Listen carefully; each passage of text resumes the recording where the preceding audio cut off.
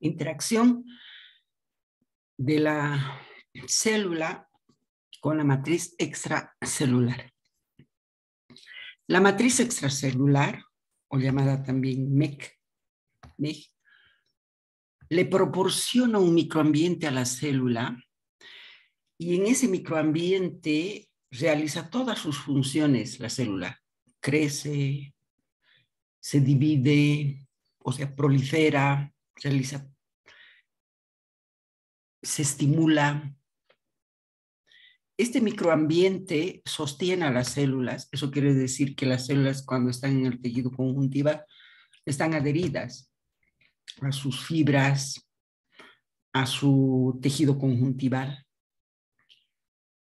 También esta matriz extracelular le permite que pueda moverse la célula, almacena las sustancias como por ejemplo los factores de crecimiento, y la matriz extracelular o la matriz intersticial mantiene la arquitectura tisular. Y es muy importante en el proceso de la cicatrización de las heridas. Existen dos formas básicas: la matriz intersticial y la membrana basal. ¿Cuál es la diferencia? La matriz intersticial está presente en los espacios, se encuentra en los espacios extracelulares, rodeando a las células, y esta matriz intersticial no es nada más ni nada menos que el tejido conjuntival. Son las estructuras de soportes vasculares, las estructuras que forman el músculo liso, y la matriz intersticial es sintetizada por las células parenquimatosas, como por ejemplo los fibroblastos, que sintetizan fibras colágenas, esas fibras colágenas intersticial que se disponen como mallas, como enrejado de mallas. Estamos hablando del colágeno fibrilar tipo 3, del colágeno fibrilar tipo 2, tipo 1, que forman los diferentes tipos de tejido. Todos esa matriz intersticial es sintetizada por las células parenquimatosas y una de ellas son los fibroblastos. Son componentes principales la colágena fibrilar y la colágena no fibrilar para la matriz intersticial. Entonces, está formada por elementos formes, que se llama colágena fibrilar, son fibrillas, y los elementos no formen, que no tienen forma, no son fibrilares, son de la consistencia de moco, de la gelatina, eso se dice, no, los elementos no fibrilares, que van a ir a rellenar los espacios de los elementos fibrilares o de esas mallas que se presentan por la colágena tipo 3, por ejemplo, cuando estamos hablando del tejido conjuntival.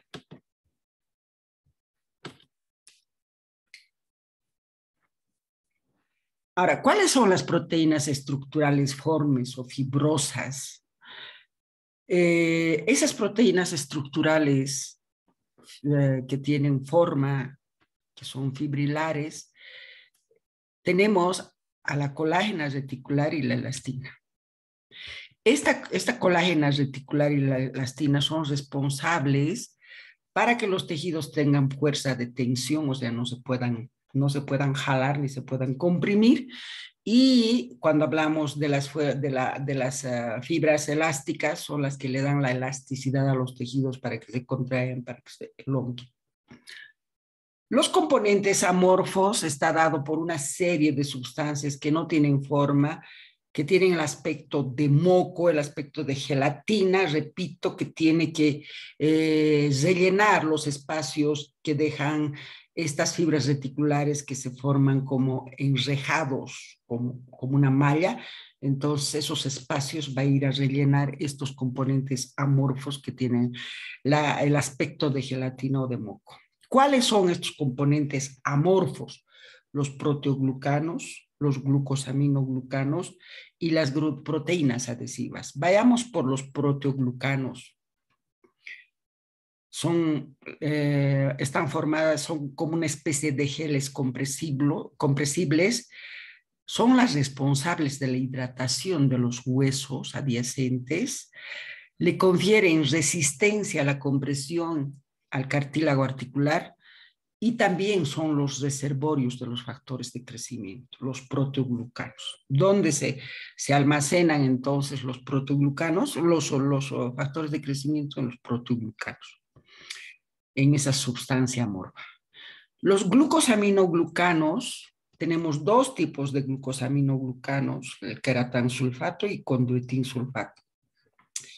Estas sustancias presentan una carga negativa y porque tienen carga negativa atrapan moléculas de sodio o cationes de sodio. Y estas moléculas de sodio atraen agua. Entonces, esa es la forma de cómo estos glucosaminoglucanos son las responsables de lubricar los tejidos. Luego tenemos las glucoproteínas adhesivas. Estas glucoproteínas adhesivas, la función es que van a unir y van a conectar los componentes de la matriz extracelular, entre ellas va a conectar fibrila con fibrila, y la matriz extracelular también va a conectar con las células o también va a unir célula con célula, célula con la matriz extracelular o los mismos elementos entre matriz extracelular. Una de esas glucoproteínas adhesivas son las integrinas. Estas integrinas, ¿qué hacen? Unen a las células con la matriz extracelular. Eso es lo que hacen las integrinas. Son glucoproteínas adhesivas. Otra de las otras glucoproteínas adhesivas son la fibronectina. Esta fibronectina es un componente importantísima de la matriz extracelular intersticial. Está sintetizado o es sintetizada por varias células y dentro de ellos tenemos a los fibrocitos, los monocitos y las células endoteliales. ¿Qué función desempeña la fibronectina? La fibronectina tiene la función adhesiva, o sea, une el colágeno a la fibrina. Actúa como un andamiaje para el depósito de la matriz extracelular durante la angiogenia o durante los procesos de repitelización, cuando se están curando las heridas. O sea, ¿qué quiere decir? Cuando hay una lesión en los tejidos, generalmente todos los elementos que se han lesionado se tiene que fagocitar, destruir y eliminar. Y esos espacios donde se han fagocitado, se han eliminado los tejidos necróticos, tienen que ser rellenadas con los componentes de la matriz extracelular. Entonces, esos componentes de la matriz extracelular, los mismos, las células del tejido conjuntival, como son, por ejemplo, los fibroblastos, como son los macrófagos, tienen que migrar hacia el lugar donde se ha eliminado el tejido necrótico y ese lugar se tiene que cicatrizar. Por eso es que migran los macrófagos para fagocitar y eliminar a los tejidos necróticos, migran los fibroblastos y cuando migran los fibroblastos van sintetizando fibras colágenas tipo 3, fibras colágenas tipo 4. Entonces, para que estas células migren, la fibronectina sirve como un andamiaje. La laminina es un elemento importante y es parte estructural de la membrana basal. Ahora, la laminina, cuando está formando la estructura de la membrana basal, va a modular la proliferación de las células epiteliales, la diferenciación y la motilidad, y también va a participar en la motilidad de las células. Sostiene y adhiere el epitelio a la membrana basal, o sea, las células epiteliales tienen que estar bien adheridas a la laminina y esta la sostiene y las adhiere a la membrana basal. Integrinas. Las integrinas, existen dos tipos de integrinas, la alfa y la beta. Son moléculas de adhesión celular, o sea que pertenecen al grupo de células de la CAM, moléculas de adhesión celular. Ahora, las integrinas dentro de Lacan, aparte de que existan las integrinas, ya hemos dicho que las integrinas unen las células con los elementos de la matriz intersticial. También dentro de las moléculas de adhesión celular tenemos las caderinas, las selectinas, las inmunoglobulinas. Bien, hemos terminado con lo que son las moléculas de adhesión que adhieren la célula con la matriz intersticial o entre los componentes de la matriz intersticial. Vamos a ver ahora los elementos que son los elementos formes de la matriz intersticial. Estos elementos formes de la matriz intersticial son aquellos que tienen el aspecto de fibrillas. Ejemplo de aquellas, tenemos las fibras de colágeno. Y cuando hablamos de las fibras de colágeno, estamos hablando del colágeno fibrilar de tipo 1, de tipo 2, de tipo 3 y de tipo 4. Este tipo de colágenos, 1, 2, 3 y 4, se encuentran en el tejido conjuntival, como por ejemplo el colágeno tipo 3 se encuentra en el tejido conjuntival donde descansan las células, donde se adhieren las células como los fibroblastos, donde se sostienen los vasos sanguíneos, etcétera, etcétera, la matriz intersticial. En cambio, la colágena tipo 1, tipo 2 se encuentra en los cartílagos, formando cartílagos y se encuentran en los huesos. Ahora, existen más de 30 tipos de colágeno fibrilar. Son fibrillas lineales que se encuentran en los huesos, tendones, cartílagos, en los vasos sanguíneos, en la piel, etcétera, etcétera, dependiendo si son colágeno tipo 3, tipo 2, tipo 4 o tipo 1. ¿Sí? Entonces, todos estos colágenos tipo 1, 2, 3 son las que van a estar, por ejemplo, la colágena tipo 3 está en el espacio intersticial, en la matriz intersticial, donde descansan las células. Bien. En las heridas es bien importante la presencia de este colágeno de tipo 3, especialmente del colágeno tipo 3. Cuando se están curando las heridas, cuando se está produciendo la cicatrización de las heridas, es importantísima la presencia del colágeno tipo 3.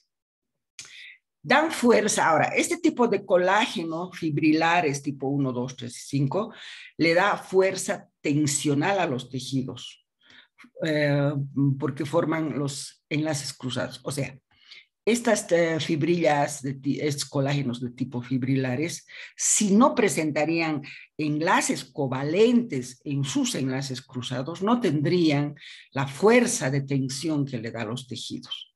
Entonces, ¿cuándo adquiere la fuerza de tensión estos tejidos? Cuando forman enlaces covalentes con la ida por la acción de la lisiloxidasa, que es una enzima, y con la participación de la vitamina C. Esta, la lisilooxidasa y la vitamina C tienen que formar enlaces covalentes en la estructura de las fibras colágenas tipo 1, tipo 2, tipo 3, que están formadas por enlaces cruzados. Entonces aparecen los enlaces covalentes y esos son tejidos que van a tener la fuerza de tensión. La carencia de la vitamina C hace de que las paredes de los vasos sanguíneos, las membranas basales sean muy frágiles. Entonces los vasos sanguíneos se pueden romper y pueden sangrar fácilmente. Y también la cicatrización se va a realizar cicatrizaciones anormales cuando hay carencia de la vitamina C. Entonces, es importante la presencia de la vitamina C para que los vasos sanguíneos sean fuertes, para que no se rompan y para que los procesos cicatrizales se realicen en buenas condiciones. Pueden haber defectos genéticos de la colágena de tipo fibrilar.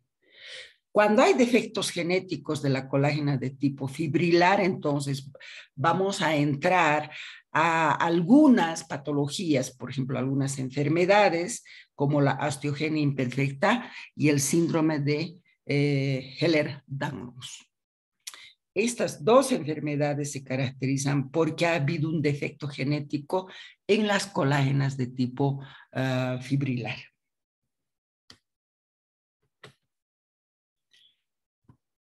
Pasamos a ver aquellos elementos que es la colágena no fibrilar. Es esa colágena que no forma enrejado, sino que estamos hablando de esa colágena de tipo no fibrilar, que es más o menos laminado. Entonces, ese tipo de fibras colágenas es la 4 y la 7.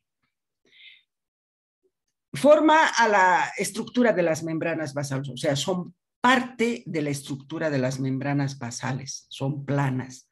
O sea, la estructura de las membranas basales que separa el tejido epitelial del tejido conjuntival, o la membrana basal que separa a las células endoteliales del tejido conjuntival, esas son las membranas basales. Esas membranas basales estructuralmente están formadas por estas por este colágeno fibrilar, no fibrilar tipo 4, tipo 7, más la laminina.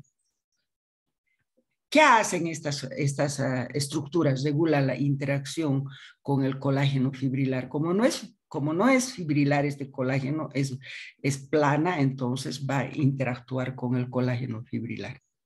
El colágeno tipo 6 o tipo 4 proporciona fibrillas de anclaje a la membrana basal y están localizadas por debajo del epitelio escamoso estratificado.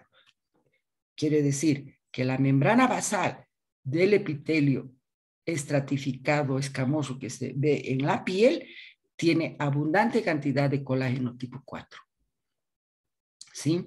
Entonces, eso es muy importante. Otros elementos fibrilares tenemos la elastina. La elastina, en su estructura molecular, la elastina presenta un núcleo central. Este núcleo central está formada por una proteína que se llama elastina. Este núcleo, formada por esta proteína elastina, está rodeada por una malla de fibrilina.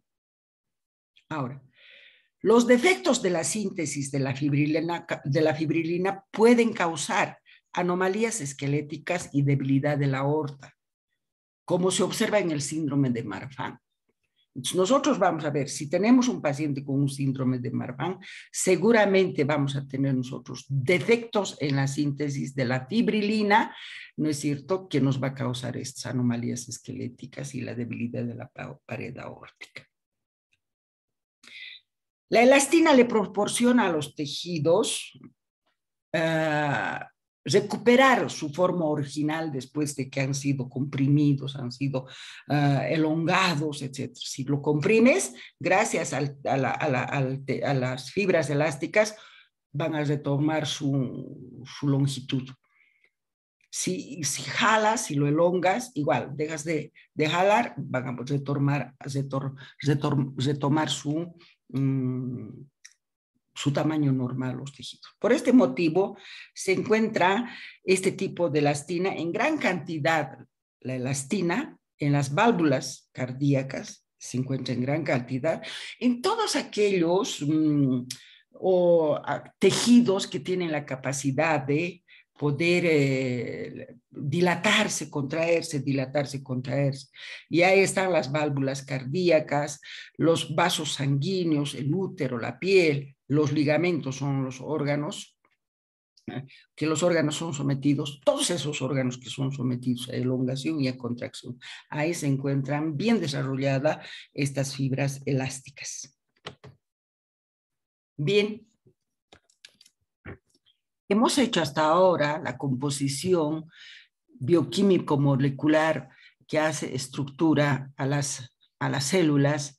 Hemos visto qué tipo de fibras, qué tipo de componentes bioquímico-moleculares están formando la matriz extracelular donde descansan las células, etcétera, etcétera. Ahora bien, las células en este su microambiente, en esa su matriz extracelular, siempre está sometida a estímulos, ¿no es cierto?, que pueden nacer de la matriz extracelular, de su medio ambiente, o pueden nacer estos estímulos dentro de la misma célula.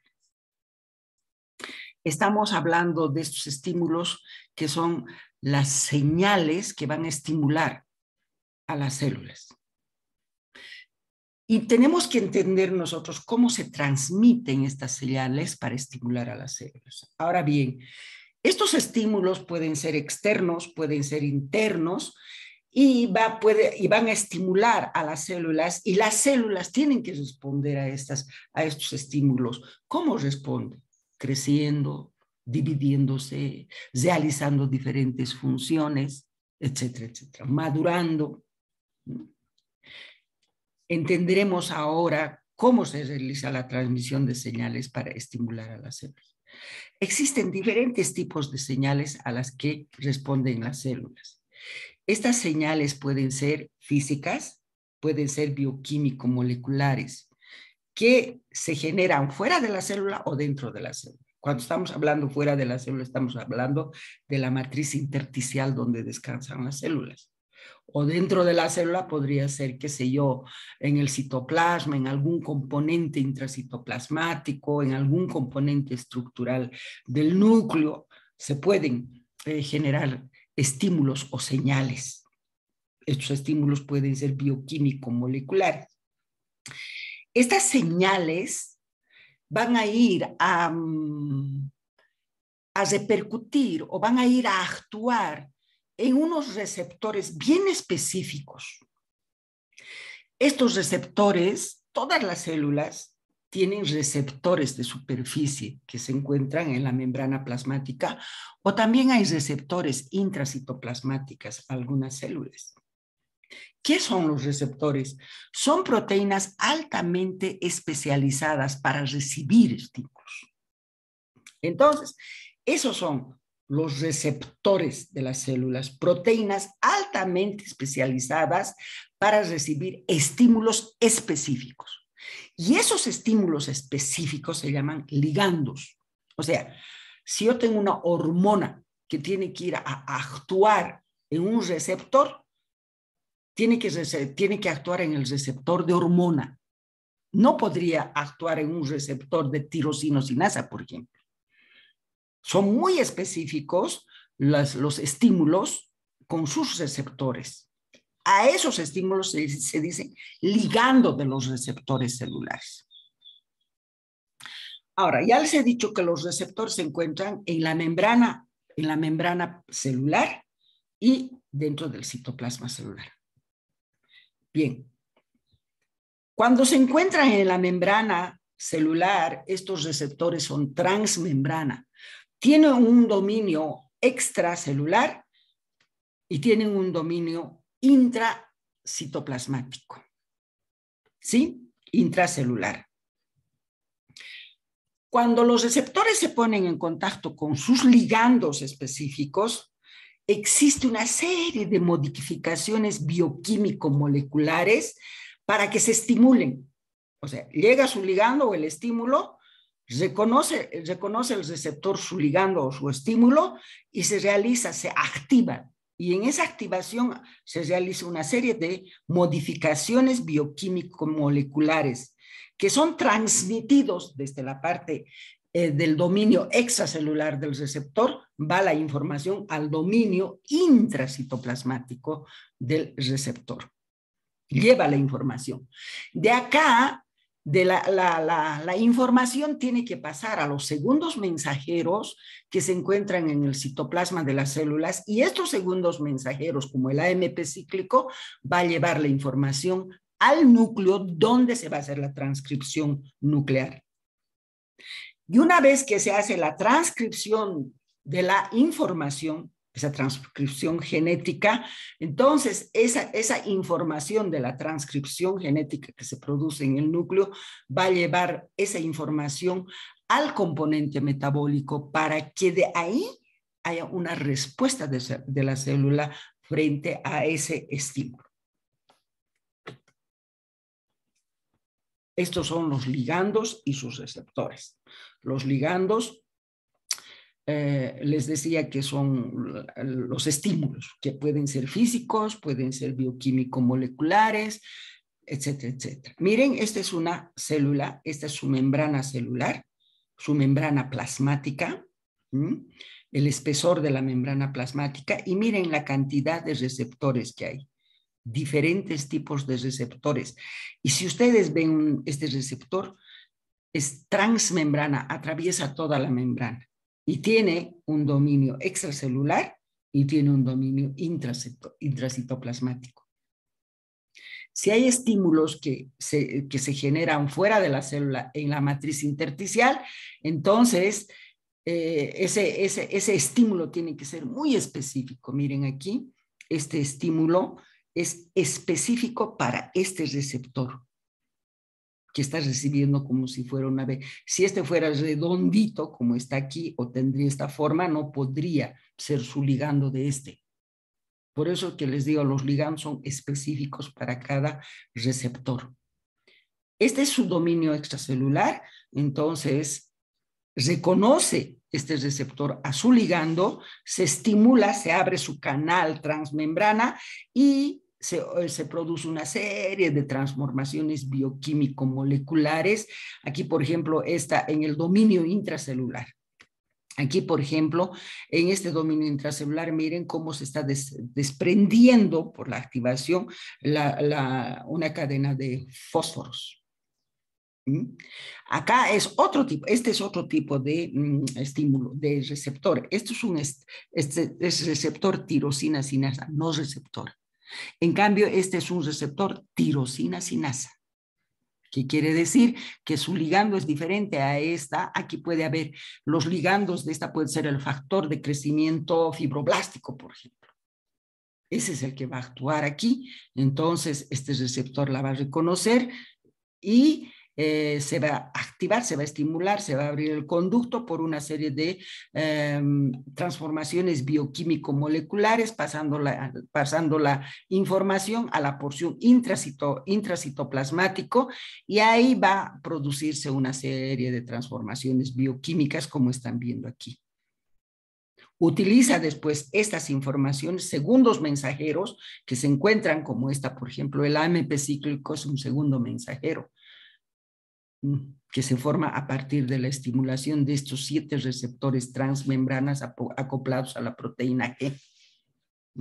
Entonces, cuando se estimula por ejemplo, este es otro tipo de receptor. Este es un factor de crecimiento. Este es el factor de crecimiento, otro tipo de factor de crecimiento, que solamente es reconocido. Me parece que este factor de crecimiento es factor de crecimiento transformante beta. Entonces, es reconocida por estas 7 proteínas transmembrana acopladas a la proteína G, con una porción extracitoplasmática y intracitoplasmática, se activan, y cuando se activa en la porción citoplasmática convierte el ATP en AMP cíclico, que es un segundo mensajero, y este segundo mensajero va a llevar la información al núcleo para que se haga la transcripción genética. Y así, acá tenemos una hormona, ¿no es cierto? Las hormonas tienen receptores específicos que se encuentran, miren, este receptor, por ejemplo, no está en la membrana, no es transmembrana, es un receptor intracitoplasmático. Entonces, las hormonas pueden atravesar, ¿no es cierto? Utilizando un medio de transporte, ¿no es cierto? Atraviesan la membrana, entran dentro de la célula, en su citoplasma encuentran a su receptor, se une a su receptor y miren cómo receptor y su ligando penetran al núcleo para que en el núcleo el código genético haga la transcripción de la información. Y el resultado, esa transcripción de la información va a ir al componente metabólico y en el componente metabólico se va a realizar una serie de transformaciones bioquímico-moleculares, por ejemplo, si esta fuera un músculo, entonces necesita que ese músculo se mueva, entonces en esa transcripción de la información genética le va a autorizar al retículo endoplásmico liso que libere calcio para que se eleven los niveles de calcio en el citoplasma y para que la actina y la miosina puedan deslizarse sobre la desmina y de esa manera hacerse contracción y relajación del músculo, contracción y relajación del músculo. Entonces, está respondiendo a los estímulos la célula, responde de diferente manera. Y aquí tenemos otro tipo de receptores que son los receptores Notch. Como verán, acá este receptor Notch se está poniendo en contacto con el otro receptor Notch, ese es su diana. Ese es su diana. Entonces, se está poniendo en contacto con el otro receptor Notch de otra célula. Entonces, se activa, se desprende y esa va a entrar al núcleo para que se haga la transcripción de la información, transcripción genética y la célula pueda responder a la exigencia de este subligando con su receptor. Y ahí está, tenemos los receptores Fritz, los receptores Wundt, etcétera, etcétera, que son diferentes tipos de receptores con sus diferentes ligandos muy específicos. Y esos van a repercutir en el núcleo, y en el núcleo se encuentra el ADN donde están los genes y esos van a hacer la transcripción genética y de la transcripción genética va a mandar esa información al citoplasma y ahí se va a realizar todas las funciones de respuesta frente a los estímulos. Pasos de la transmisión de señales extracelulares. Capturan la señal por el receptor. Está hablando de este receptor tirosina sinasa. Este es el receptor tirosina sinasa. Y en este otro, este es el receptor tirosina sinasa. Primer paso, captura a su ligando. Captura la señal, su ligando, el receptor tirosina sinasa. Se estimula y hay apertura del canal.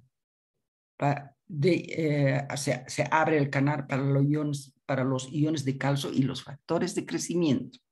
Miren, te está diciendo que este receptor tirosina sinasa va a responder a los factores de crecimiento y al calcio. Entonces, esos son sus ligandos. Se abre, ¿no es cierto? Apertura, dice, apertura del canal iónico. Activación de la proteína reguladora asociada a la guanina difosfato. Ahí está. Acá se produce la activación de la proteína reguladora asociada a la guanina difosfato. Activación de la proteína endógena asociada a la sinasa. Me refiero aquí. Asociada a la sinasa. Interna y es eso. Iniciación de la proteólisis o estabilización de la proteína que activa el factor de transcripción en el núcleo. Todos los pasos aquí. Primero, estimulación, apertura del canal, estimulación de la parte intracitoplasmática y luego llega la información al núcleo. Bien, esta es la activación de los receptores por sus ligandos específicos. Acá vamos a hablar del receptor de la tirosina sinasa. Esta es la membrana y este es el receptor de la tirosina sinasa. Esta. Receptor de tirosina sinasa. Está mejor. Ahí está. Tiene una porción extra, un dominio extracelular, su canal transmembrana y un dominio intracitoplasmático. ¿A qué tipo de factores? A los factores de crecimiento va a responder este receptor de tirosina sinasa. Ahí están los factores de crecimiento. Y miren, ahí está, se une, dice. ¿Cuál es su ligando? El factor de crecimiento epidérmico y la insulina. Esos son sus ligandos, estos receptores solo van a reconocer a estos y se dice ligando. Entonces, ¿qué va a pasar? Se va a estimular, se va a abrir el canal con la participación de los iones de calcio, y en la porción intracitoplasmática, en el dominio intracitoplasmático, va a haber una dimerización y fosforilación de los residuos de tirosinas de los receptores, estos. Dimerización y fosforilación de los residuos de la tirosina, del receptor. ¿Eso qué va a hacer? Va a repercutir en la proteína. Hay una proteína puente que está uniendo la porción intracitoplasmática del receptor con otra proteína que es la RAS. Entonces, se estimula la porción intracitoplasmática y a través de esta proteína puente, ¿qué va a hacer? Va a tener que activar a la RAS inactiva.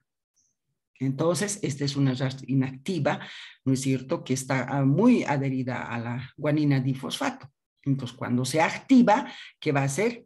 Ahí está, se activa la RAS y la guanina difosfato se convierte en guanina trifosfato. Entonces, todo esto va, y la RAS activa va a actuar sobre la RAP, que son proteínas, sobre la MAP, que son proteínas, sobre la P3, la PI3K, ¿no es cierto? Y todos estos son proteínas que tienen que llevar la información hacia el núcleo, activación de la transcripción. Entonces, van a activar la transcripción de la información, ¿no es cierto? ¿Y qué va a hacer? Como está actuando el factor de crecimiento epidérmico, entonces va a decir que tiene que crecer esta célula y por lo tanto tiene que regresar o tiene que entrar al ciclo celular, donde tiene que crecer para dividirse, etcétera, etcétera. Y esa es la manera de responder de esta célula a este factor de crecimiento, entrando al ciclo celular. Ahora bien, la mutación de la RAS, la mutación de la RAS causa demora en la hidrólisis de la, si se mute esta, no va a poder haber la hidrólisis de la guanina difosfato a guanina trifosfato. Entonces va a haber aumento de las señales, se van a aumentar las señales de la proliferación celular. Aumenta las señales de la proliferación celular. Si aumenta las señales de la proliferación celular, va a haber una alteración en el ciclo celular de esta célula. ¿Sí? Los 7 receptores acoplados a la proteína G, que es esta, 7 receptores acoplados a la proteína, a la proteína G, realiza una función similar que los receptores de tirosina sinasa. Por eso es que hay otro tipo de factores de crecimiento. Aquí estamos hablando del factor de crecimiento epidérmico. En los 7 receptores acoplados a la proteína G van a actuar otro tipo de receptores de factores de crecimiento. Factor de crecimiento fibroblástico, todo eso. Entonces, esas van a ir a actuar como sus ligandos en el receptor y estimula la AMP cíclico. Sabemos muy bien, miren, ay, perdón.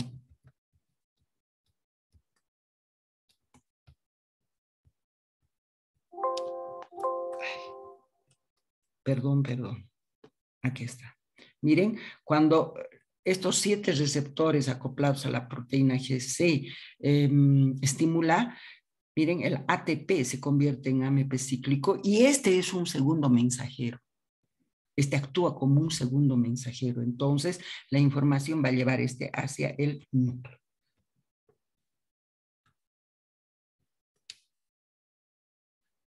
Ahí está, los receptores.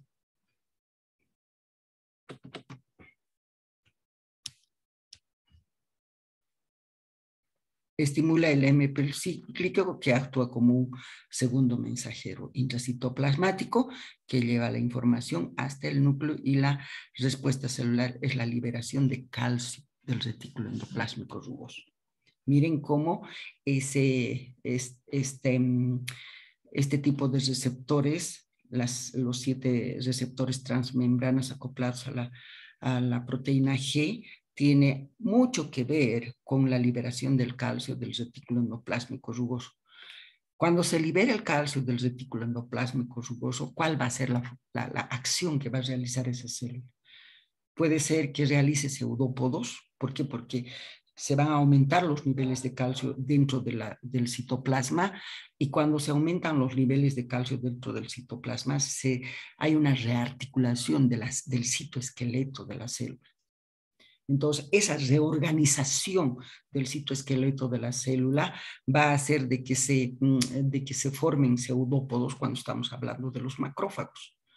De esa manera puede englobar o puede receptar o puede moverse los macrófagos. Pero también, si estamos hablando del músculo, ahí también existe aumento de los niveles de calcio porque es liberada del retículo endoplásmico liso. Se aumentan los niveles de calcio dentro del citoplasma de las células, y cuando es en el músculo, entonces la actina y la miosina se van a acercar, se van a alejar, se van a acercar, se van a alejar, siempre deslizándose sobre la desmina, que es la proteína, es una proteína intermedia específica de los músculos, y de esa manera se realiza la contracción y la relajación, contracción y relajación. Entonces, así va a responder a esta célula cuando estamos hablando de ese tipo de receptores. ¿Qué es la MAP? Sinasa. Es una proteína sinasa activada por mitógeno. Participa en la transmisión de señales que nacen en los receptores específicos de los factores de crecimiento que se encuentran en la membrana plasmática. Y estos receptores actúa el factor de crecimiento epidérmico y el factor de crecimiento fibroblástico. Las quimiosinas. ¿Qué son las quimiosinas? Las quimiosinas son los ligandos que actúan en los 7 receptores, en los 7 segmentos transmembranas ligadas a la proteína G. Luego pasan la información, ahí está, al segundo mensajero, MP cíclico, y este lleva la información al núcleo donde se realiza la transcripción de la información, y la célula responde elevando los niveles de calcio, y la célula forma sus pseudópodos, o si es músculo se puede contraer y relajar.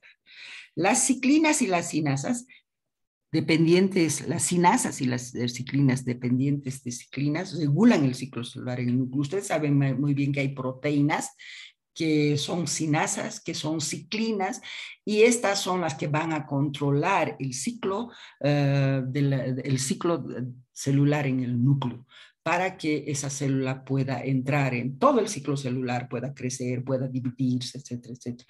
Todo ese crecimiento y división de las células está controlada por ciclinas y sinasas, que son proteínas controladoras del ciclo celular. Bien, ¿cuáles son estos factores de crecimiento que estimulan a las células? Y cuando son estimuladas las diferentes células, entonces se realizan sus funciones. Aquí está los factores de crecimiento: factor de crecimiento epidérmico, factor de crecimiento transformante alfa, también hay el factor de crecimiento transformante beta, el factor de crecimiento hepatocitario, el factor de crecimiento endotelial, etcétera, etcétera. Hay varios tipos de factores de crecimiento. Estos factores de crecimiento se pueden almacenar en la matriz intersticial. Y cuando la célula tiene que ser estimulada, entonces se ponen activas estos factores de crecimiento, se van a poner activas y van a ir a estimular a los receptores de superficie específico de las células para que esas células respondan, creciendo, dividiéndose, madurando, qué sé yo. ¿Quiénes forman estos factores de crecimiento? Macrófagos,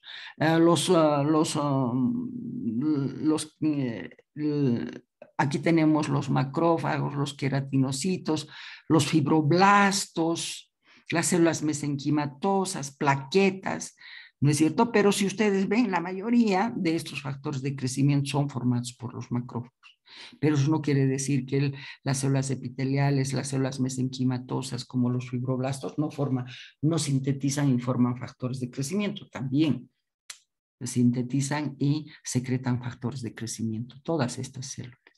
Y la función de cada una de este factor de crecimiento epidérmico: es un mitógeno para los queratinocitos y los fibroblastos. Estimulan la migración de los queratinocitos y la formación de tejido de granulación. Miren, el factor de crecimiento epidérmico tiene mucho que ver en la formación del tejido de granulación cuando las heridas se están curando.